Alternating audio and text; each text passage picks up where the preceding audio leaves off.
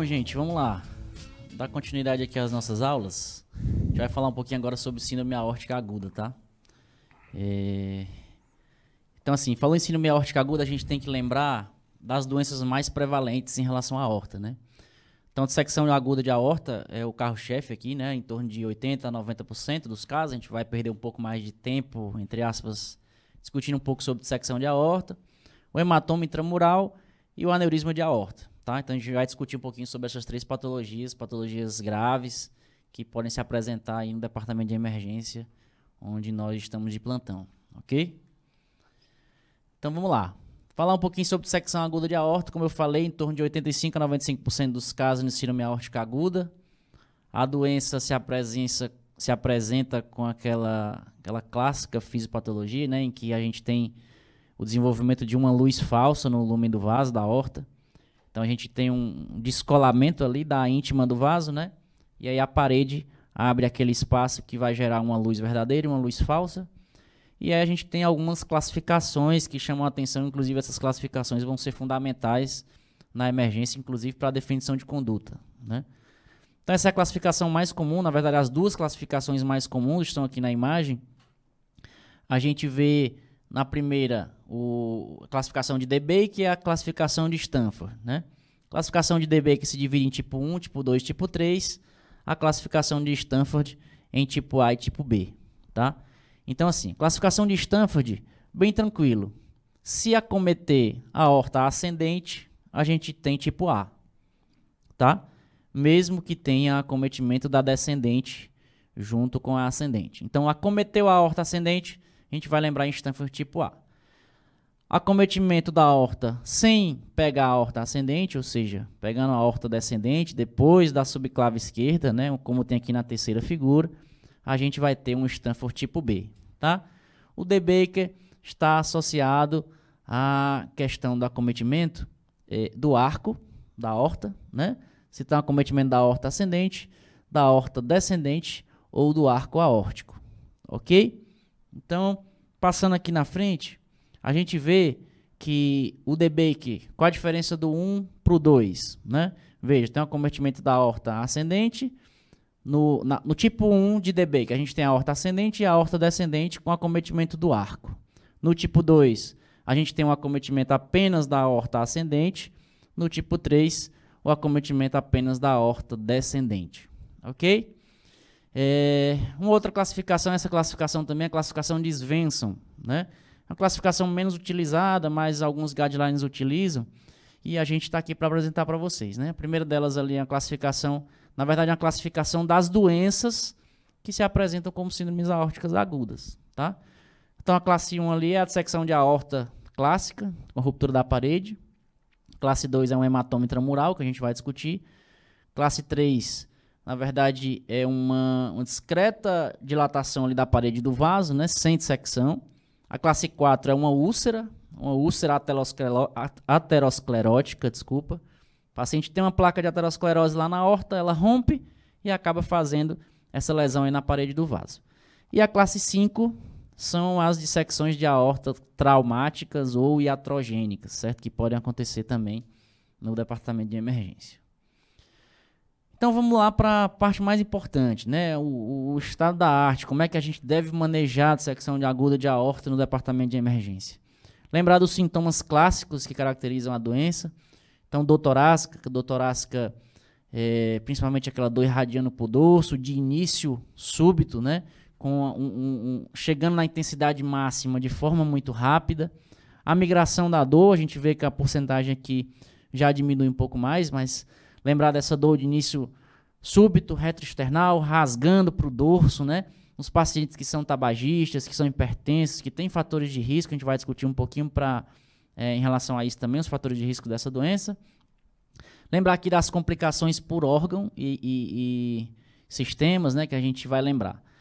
Primeiro, cardíaco. Então a gente vai pensar tamponamento cardíaco, lembrar ali do tórax, pode desenvolver hemotórax maciço pela dissecção, isquemia miocárdica, então a aorta pode dissecar ali o ósseo da coronária direita, o ósseo da coronária esquerda, que é menos comum, mas pode causar infarto junto com a dissecção, insuficiência cardíaca aguda, E aí, sintomas neurológicos. Então, aqui vem um alerta. Paciente com dor torácica aguda no departamento de emergência, associado a déficit neurológico focal.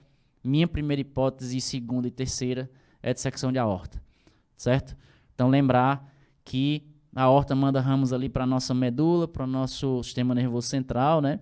E aí podem causar esses sintomas neurológicos focais. Ok? Outros acometimentos aqui do intestino, né? Isquemia mesentérica, insuficiência renal aguda.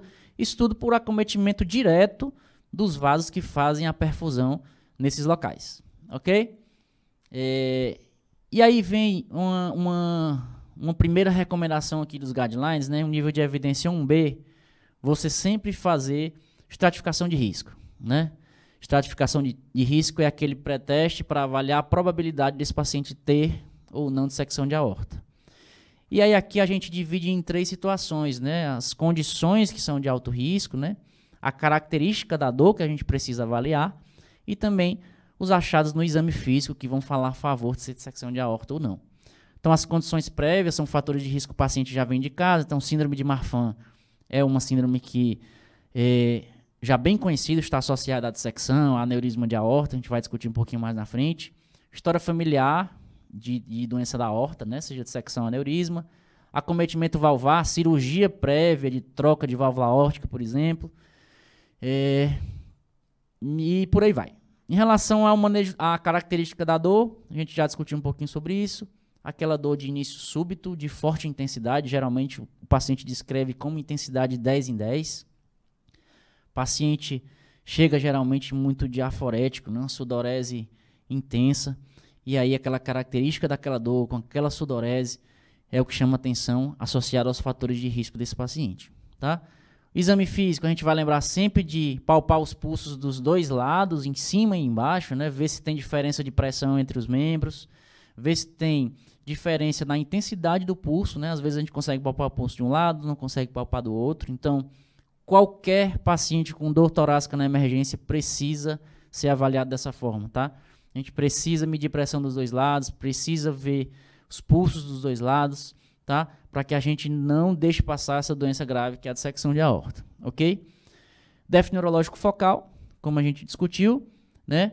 Sempre fazer a ausculta cardíaca, lembrar que sopro aórtico, sopro em foco aórtico agudo, associado à dor torácica, tenho que suspeitar de dissecção de aorta, tá? E o paciente com sinais de choque, logicamente a gente vai lembrar. Então, assim, essa estratificação de risco, né, é fundamental na emergência. Em qualquer lugar que eu tiver, eu posso fazer. Seja no pré-hospitalar fixo, no móvel, ou dentro do hospital terciário, tá? Então, essa é a recomendação com nível de evidência alto. Exames de imagem. A gente vê aqui com nível de evidência 1C, a primeira linhazinha lá que a gente tem, o eco transesofágico é recomendado para investigação inicial do paciente com dissecção de aorta.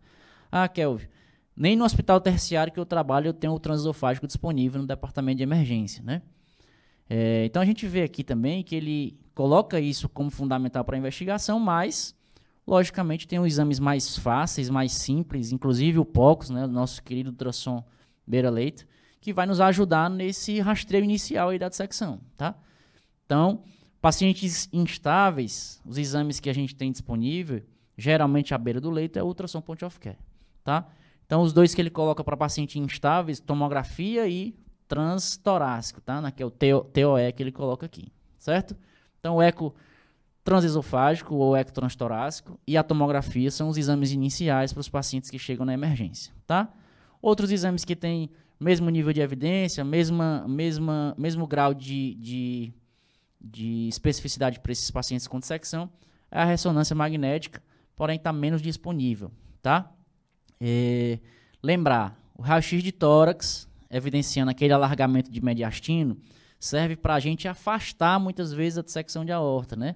Ele tem pacientes que têm uma probabilidade baixa de ter dissecção, eu fazendo o raio-x, não tendo alargamento do mediastino, eu consigo meio que me ajudar a afastar essa doença lá na emergência, ok? Então a gente vai lembrar, aquele paciente que eu examinei, vi os fatores de risco, as condições prévias, vi a característica da dor, vi o exame físico.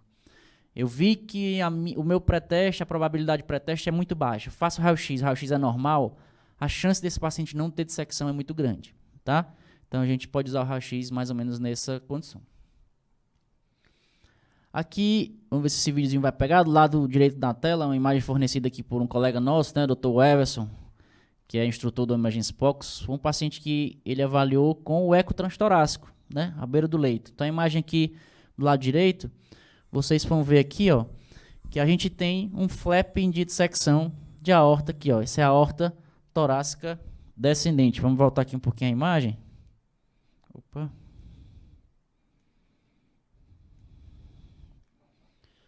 Vou voltar aqui a imagem, vamos lá. Só identificando aqui as estruturas, né? Aqui a gente tem um corte paraexternal longo do ultrassom beira-leito. Aqui então a gente tem o átrio esquerdo, ventrículo direito e aqui a aorta na sua via de saída, né? A gente vai ver aqui, ó, que tem essa estrutura que vai ficar balançando aqui na imagem, tá? Isso é um flapping de dissecção de aorta, ok? Então vejam que a aorta está dilatada na sua via de saída. Tem esse flapping de dissecção, que é exatamente a divisão entre a luz falsa e a luz verdadeira do exame. Aqui a gente tem o mesmo paciente quando foi para a angiotomografia, né, e evidenciou realmente a dissecção de aorta, né? Aqui a gente tem uma imagem de uma extensa dissecção com acometimento aqui da aorta ascendente, do arco, a aorta desde a sua via de saída até a aorta descendente, nesse caso, ok? Beleza, então aqui é só para mostrar o quanto o ultrassom beira-leito já, que essa ferramenta fantástica que a gente tem disponível, pode nos ajudar no rastreio dessa doença. Ok? Em relação ao tratamento, né? Como eu faço? O que é que a gente tem de recomendação nos guidelines hoje? Como é que a gente costuma abordar no departamento de emergência? Existem esses 3 pilares, né? A base do tratamento da dissecção. Primeira coisa, o alívio imediato da dor. Então, a quebra daquele tônus adrenérgico, muitas vezes, já vai favorecer o controle dos outros 2 pilares, né, que é a frequência cardíaca e a pressão. Então, assim, imagina uma dor torácica rasgando, correndo para o dorso, intensidade 10 em 10, sem dúvida vai contribuir para o aumento da frequência cardíaca, para o aumento da pressão arterial, nesses pacientes com suspeita ou com diagnóstico fechado de dissecção de aorta. Então, assim, o controle da dor é fundamental. E aí aqui é uma das poucas situações onde a gente coloca a morfina como nossa camarada, né? Como uma medicação que vai nos ajudar muito na abordagem inicial dessa doença aguda, tá? Então a morfina aqui, sem dúvida, é o opioide mais utilizado para o controle da dor e essa quebra do tônus adrenérgico contribuindo já para a redução da frequência e da pressão arterial. Beleza? Os outros 2 pilares, controle da frequência cardíaca, controle da pressão arterial. Baseado nesses 3 pilares, a gente faz o controle inicial, que vai, inclusive, mudar o desfecho e a mortalidade desses pacientes. Ok? Então, a dissecção aguda de aorta, como é que a gente deve fazer? Aqui eu botei um modelo de prescrição das principais medicações que são utilizadas no departamento de emergência, tá? Então, a morfina, o mais comum a gente ter essa morfina de 10 mg por ml, a gente faz essa diluição padrão, que é 1:9, e aí vai tateando, né? Não existe uma regra, não existe uma dose específica para todos os pacientes, tá? Então, a dose você vai fazendo ali 3, 4 ml dessa solução, EV, e vai avaliando a resposta do paciente, né? Controle da frequência cardíaca. A gente tem que fazer com beta-bloqueador endovenoso, certo? E aí os 2 principais que a gente tem disponíveis é o esmolol ou o metoprolol, ok? O esmolol, por que ele é mais, digamos assim, querido pela gente, né? Porque é uma medicação endovenosa que você usa em bomba de infusão contínua, então você tem um controle maior sobre a infusão desse remédio, tá? Você consegue tatear melhor o controle da frequência, diferente, por exemplo, de você fazer um bolus de metoprolol. O metoprolol é uma medicação que vai ser feita em bolus, não em infusão contínua, e aí, por exemplo, uma dose mínima, por exemplo, de 5 mg de metoprolol, esse paciente pode beta-bloquear e a frequência cardíaca baixar demais, além do que você queria controlar. Então, um modelo de prescrição aqui do esmolol. O esmolol a gente tem 2 apresentações. A gente tem a ampola de 100 mg em 10 ml e tem a ampola de 2.500 mg em 10 ml, tá? Então, o esmolol, como é que ele é feito? Primeiro, uma dose de ataque, que é a dose de 0,5 mg por quilo. A gente tem uma regrinha básica que a gente utiliza, que é o peso dividido por 20, tá? Em ml da ampola de 100 mg para 10, que é essa primeira apresentação que a gente tem.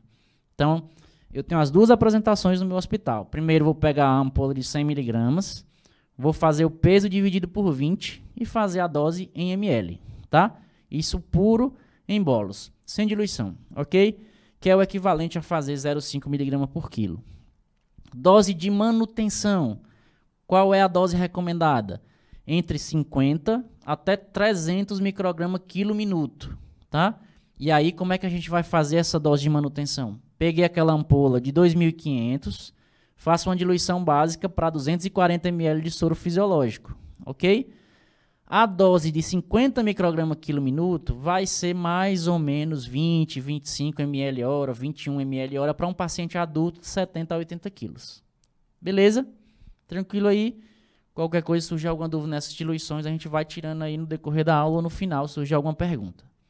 Controle pressórico, que é o terceiro pilar de manejo da doença, do tratamento.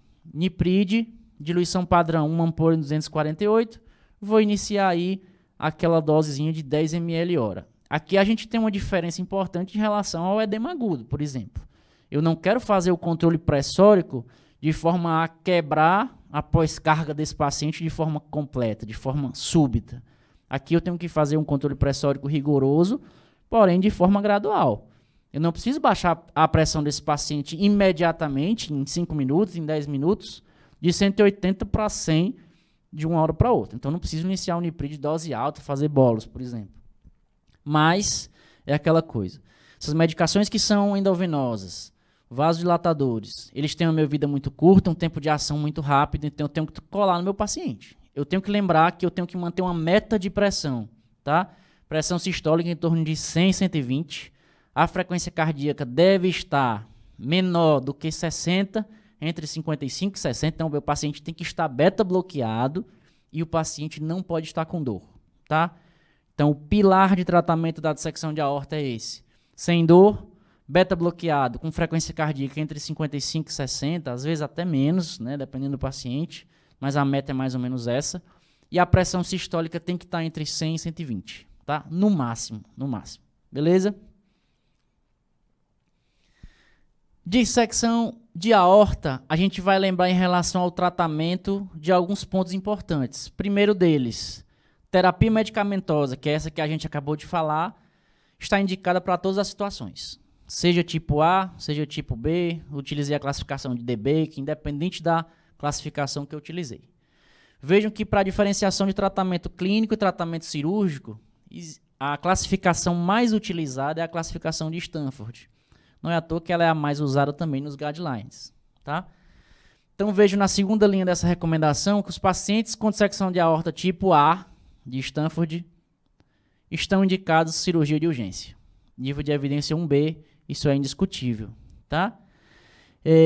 Então, todos os pacientes precisam daquela terapia tripla, seja tipo B ou tipo A. Todos os pacientes tipo A estão indicados cirurgia de urgência, tá? Sempre lembrar de pacientes com dissecção de aorta, eu preciso avaliar a válvula, tá? Então, diagnostiquei dissecção de aorta, a válvula é o meu segundo foco. Tenho que saber se tem insuficiência aórtica aguda. Tenho que saber se tem comprometimento do arcabouço da válvula, né? Isso vai ser fundamental para a decisão, inclusive, da minha cirurgia depois. Se a minha cirurgia vai ser abordar só a aorta ou vai ser a abordagem da válvula junto. Então, assim, a cirurgia cardíaca não vai ser feita se não tiver um eco transtorácico confirmando ou afastando o acometimento da válvula, ok? Lembrar que os pacientes do tipo B, e aí vem aqui na quarta linha, né, da nossa recomendação, terapia medicamentosa está sempre recomendada, e os pacientes que têm dissecção de aorta do tipo B, em sua maioria, vão para a abordagem por endovascular, tá? Então, raramente os pacientes vão para a abordagem com cirurgia aberta, do tipo B, certo? Então, hospitais terciários que têm serviço de hemodinâmica, em sua maioria, via de regra, a dissecção tipo B de Stanford vai ser abordada por via endovascular para a colocação de endoprótese, ok? Beleza. De dissecção, a gente passa a falar um pouquinho sobre hematoma intramural, tá? Então, o hematoma intramural geralmente ocorre na camada média da parede da aorta, né? Em torno de 15 a 20% das causas das síndromes aórticas agudas. E aí, a definição que a maioria dos guidelines traz sobre hematoma intramural é essa, né? É um espessamento circular ou em formato de crescente na camada média do vaso, que tem pelo menos 5 milímetros de diâmetro, de medida. Beleza? O uso do eco transesofágico tem baixa sensibilidade em relação ao hematoma intramural. Então, assim, se eu tenho um diagnóstico de hematoma já por um anjo-TC, por uma ressonância, o melhor exame para aperfeiçoamento da imagem é mais o eco transtorácico do que o transesofágico.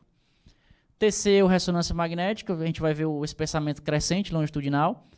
Raramente o hematoma tem um acometimento luminal, ou seja, com dissecção de aorta associado, certo?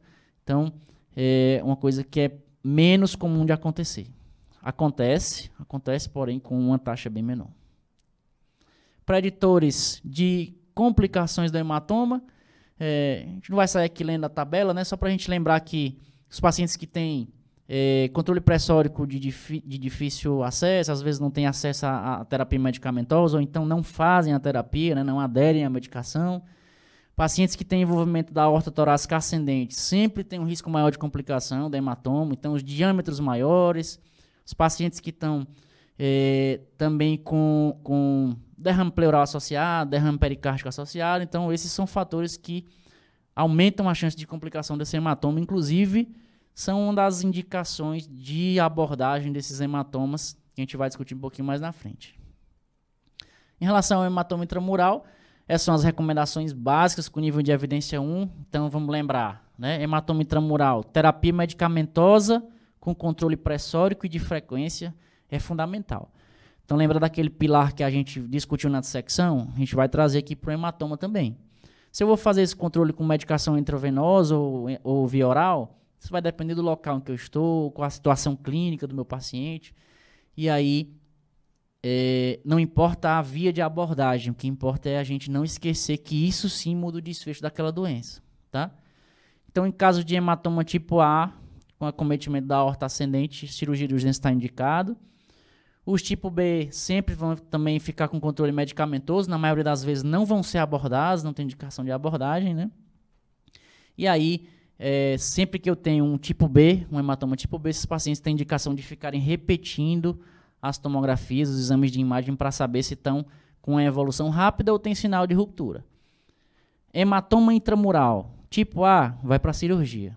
De forma bem clássica na prática. Tipo B, vai ficar sendo acompanhado. Se não tiver sinal de ruptura ou sinal de instabilidade do hematoma, né? Sinal de complicação, na verdade. Então, tem sinal de complicação, o paciente tem que ser abordado. Na maioria das vezes por endovascular, em outras situações por cirurgia aberta. Beleza? Para a gente finalizar, uma discussão rápida sobre aneurisma de aorta. E aí a gente vê que tem uma divisão, muitas vezes até dentro dos hospitais, né? A aorta torácica, a aorta torácica e a aorta abdominal, né? Será que é realmente necessária essa divisão? Muitas vezes porque são especialistas diferentes que fazem a abordagem definitiva, né? Cirurgia com a aorta torácica ascendente, geralmente entra a cirurgia cardíaca, junto com a abdominal exclusivamente, já vai só a cirurgia vascular. Então, assim, na prática, essa divisão não é muito necessária, porque qualquer localização que eu identificar um aneurisma de aorta, eu preciso investigar o resto da aorta e a válvula.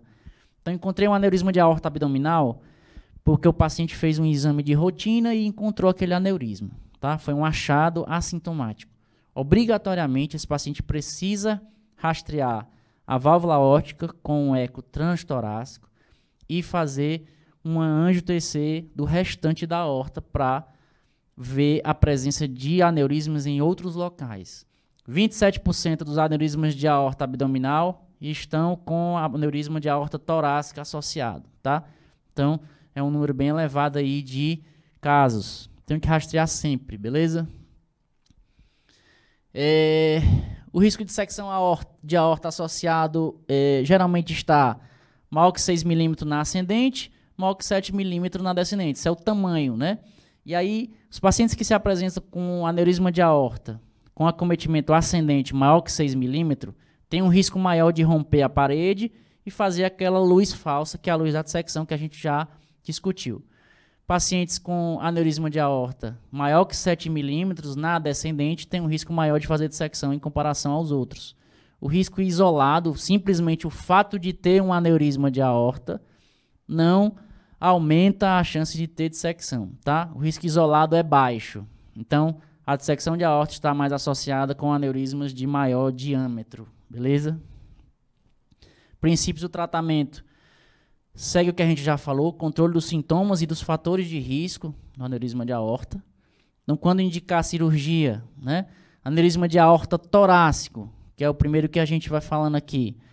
A cirurgia está indicada com aneurismas maiores que 50 milímetros em pacientes com diagnóstico de síndrome de Marfan. Então, veja, aneurisma de aorta torácica, o único que tem indicação nível 1C, ou seja, tem indicação absoluta, é o paciente que tem síndrome de Marfan com diâmetro maior que 50 milímetros. Isso é um ponto que a gente não pode deixar passar. Beleza? Então, investiguei lá desde o fator de risco. Já tem história de síndrome de Marfan, tamanho do aneurisma maior que 50, cirurgia está indicada. Isso considerando a aorta torácica, certo? As outras indicações de cirurgia, né? Vocês vão ver aqui, é maior que 45 pacientes com Marfan e com outros fatores de risco. Maior que 50, quando o paciente tem uma formação da válvula aórtica, por exemplo, uma válvula aórtica bicúspide, ou pacientes que têm outras elastopatias, né? Como aquela síndrome de Ehlers-Danlos, etc. Tá? Mas são com nível de evidência mais baixo. Então, você tem que considerar estabilidade clínica, controle dos sintomas está adequado, se não está, o acompanhamento rotineiro do aneurisma, se está crescendo, da velocidade em que está crescendo esse aneurisma. Então, isso é fundamental para as outras indicações de cirurgia. Então, veja aqui, não vou nem ler, botei isso aqui mais por curiosidade. Todas as outras indicações de abordagem da aorta torácica têm um nível de evidência no mínimo 2A. Então, assim, não tem aquela evidência já tão forte como no paciente com Marfan, certo? Então, depois a gente dá uma lida aqui nessa tabela para a gente conhecer as outras indicações que, na verdade, são mais relativas, né? Dependendo da situação em que está empregado. Aneurisma de aorta abdominal. E aí vem um ponto importante, a gente como médico na emergência tem que pensar, né? Em quem que eu devo pesquisar com ultrassom? Em quem que deve rastrear aneurisma de aorta abdominal? Tá? Isso aqui serve também não só para os médicos da emergência, né? Médico de ambulatório, de unidade básica de saúde, etc. Por guideline, todos os homens acima de 65 anos precisam fazer ultrassom com rastreio de aneurisma de aorta abdominal. Você pode considerar esse uso em mulheres maiores que 65 anos que estejam com a carga tabágica aumentada, que são tabagistas fortes, tá? Mas não é uma recomendação tão forte como a questão dos homens. Então, que a gente tem que lembrar sempre, todo homem acima de 65 anos tem que fazer rastreio de aneurisma com ultrassom. Pacientes assintomáticos, o que é que a gente vai precisar manejar, né? Quando a gente tem o diagnóstico já de aneurisma de aorta abdominal. Os pacientes assintomáticos, eu tenho que manter vigilância do tamanho do aneurisma, né, do diâmetro. Então, se tiver menor que 55 milímetros, ou com uma taxa de crescimento menor do que 10 milímetros por ano, essa recomendação tem um alto nível de evidência. Então, eu tenho que manter vigilância, um acompanhamento rotineiro desses pacientes. Outra coisa, cessar o tabagismo. Cirurgia está indicado em todos os aneurismas que têm diâmetro maior que 55 milímetros ou crescimento maior que 10 milímetros por ano, tá? A abordagem vai ser feita por endovascular ou reparo aberto. Beleza? Tem alguma pergunta no chat aí? Ah, beleza. Então, só finalizar a aula aqui e a gente responde. Perguntei da aula anterior. Então, vamos lá, dando continuidade. Os pacientes sintomáticos. Quando é que eu vou precisar de abordagem? Lembrar, aneurisma de aorta abdominal com suspeita de ruptura é abordagem, exame de imagem imediato. Então, seja por ultrassom, seja por angio-TC. Então, isso é fundamental, certo? Confirmou sinal de ruptura, cirurgia de urgência. Os pacientes que não controlam a dor, com o controle da frequência dos sintomas, nem com analgesia, e tem sinal de ponto de ruptura lá na angio, às vezes até pelo ultrassom a gente consegue ver, às vezes, irregularidade na parede, uma dilatação muito grande na parede, a gente tem que suspeitar de ruptura, é cirurgia imediata, certo? Em caso de pacientes que estão sintomáticos persistentes, também tem indicação de cirurgia, tá? Os pacientes, mesmo que não tem sinal de ruptura no local, que estão sintomáticos persistentes, apesar de dose otimizada de beta-bloqueador, dose otimizada de vasodilatador, ele tem indicação de cirurgia. Beleza? É mais ou menos isso que a gente tinha para falar sobre as síndromes aórticas agudas. Para finalizar, é só a gente relembrar sempre a questão da abordagem da dissecção de aorta, tá? Dissecção de aorta é uma doença letal que mata muito, é muito subdiagnosticada no nosso departamento de emergência. Então, paciente com dor torácica, eu não posso lembrar só de infarto, né? Não posso lembrar só de infarto, tá? Então, paciente com dor torácica, às vezes ele chega com dor torácica que é compatível com síndrome coronariana aguda, né? E muitas vezes tem as duas coisas associadas. Então, o paciente dissecou a aorta, dissecou o tronco o ósseo da coronária e infartou junto. Inclusive, vai ter alteração eletrocardiográfica, que a gente vai discutir na nossa maratona, né, Dr. Gilbert? Sobre as outras patologias que causam dor torácica, que causam alterações eletrocardiográficas. Então, foco principal aqui na dissecção de aorta, que é a doença mais aguda, que a gente precisa de uma intervenção imediata. Lembrar, controle de frequência, controle de pressão e controle da dor. Esse pilar aí é fundamental e dá para a gente fazer em qualquer local, certo? Seja no pré-hospitalar, móvel, fixo, enfim, onde a gente estiver. Beleza? Surgindo alguma pergunta aí sobre as síndromes aórticas agudas, a gente está à disposição.